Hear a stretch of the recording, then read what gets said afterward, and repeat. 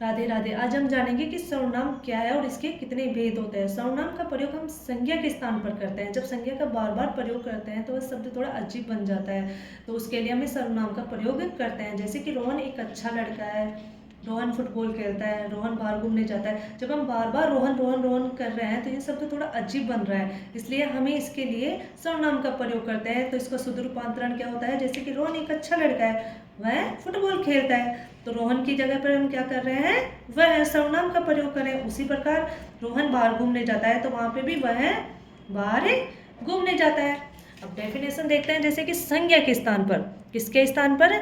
संज्ञा के स्थान पर आने वाले शब्दों को ही क्या कहते हैं? हम सर्वनाम कहते हैं। जैसे कि तुम, हम, आप, उसका आदि।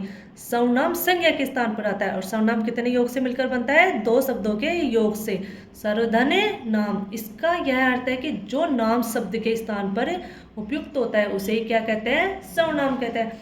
अब उदाहरण देख लो, वह मोहन है, तो इस वाक्य में शब्द कौन सा है? वह सर्वनाम है जो व्यक्ति नाम की जगह पर मौजूद है। किसकी जगह पर? व्यक्ति नाम की जगह पर मौजूद है।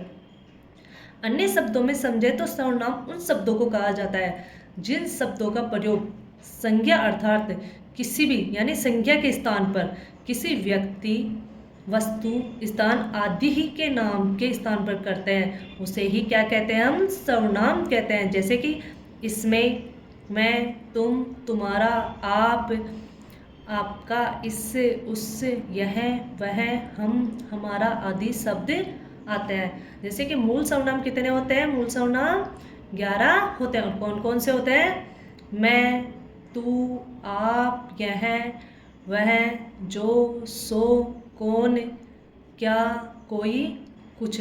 जैसे कि मैं कार्य कर रहा हूँ, तू नालायक है, आप क्या कर रहे हो, यह वस्तु मेरी है, वह तुम्हारी है, जो करेगा सो भरेगा, कौन आया है, क्या कर रहे हो, देखो संभवतः बाहर कोई खड़ा है, कुछ खाना है। तो ये मूल सर्वनाम है। अब सर्वनाम कितने प्रकार के होते हैं? 6 प्रकार के। कौन कौन से होते हैं? पुरुषवाचक सर्वनाम, निश्चयवाचक सर्वनाम। अब निश्चयवाचक सर्वनाम को हम संकेतवाचक सर्वनाम भी ही कहते हैं। निश्चयवाचक सर्वनाम, संबंधवाचक सर्वनाम और प्रश्नवाचक सर्वनाम और निजवाचक सर्वनाम। अब आते हैं हम पुरुषवाचक सर्वनाम। जो सर्वनाम उत्तम पुरुष यानी हम बोलने वाले हैं, क्या है? हम बोलने वाले। और मध्यम पुरुष सुनने वाले, जैसे कि आप सुन रहे हो। और अन्य पुरुष जिसके बारे में हम बात कर रहे हैं, जैसे कि हम किसके बारे में बात कर रहे हैं?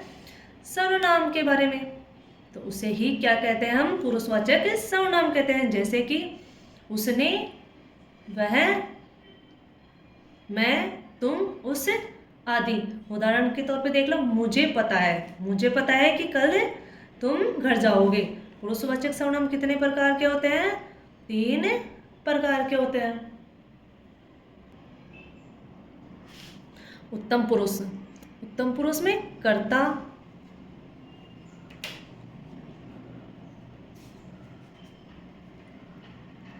में एक वचन में होता है जिसमें केवल एक के लिए प्रयोग करते हैं, और बहुवचन में बहुतों के लिए प्रयोग करते हैं। अब कर्म कारक में मुझे, मुझको, हमें, हमको।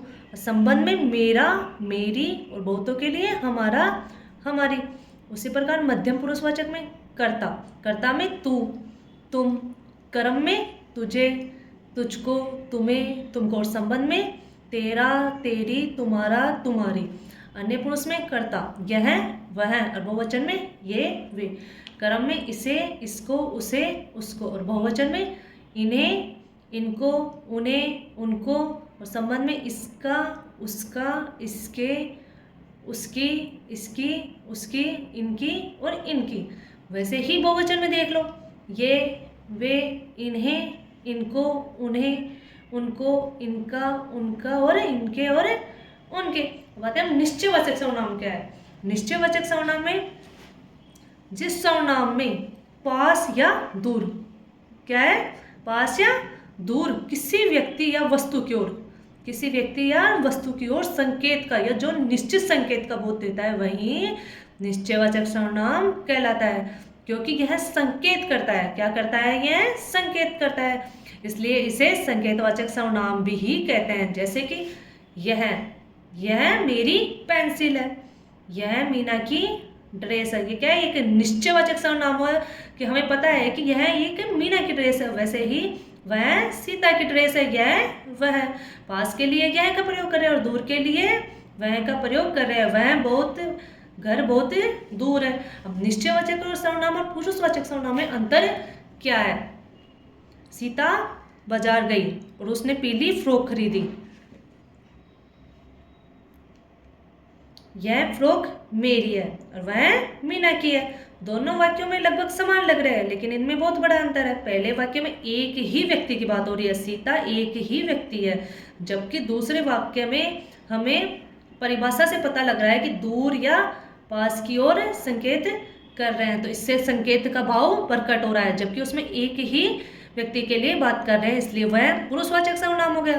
और निश्चयवाचक सर्वनाम में दूर या पास की ओर संकेत भाव प्रकट कर रहे हैं, तो यह निश्चयवाचक सर्वनाम हो गया। तो नमस्ते।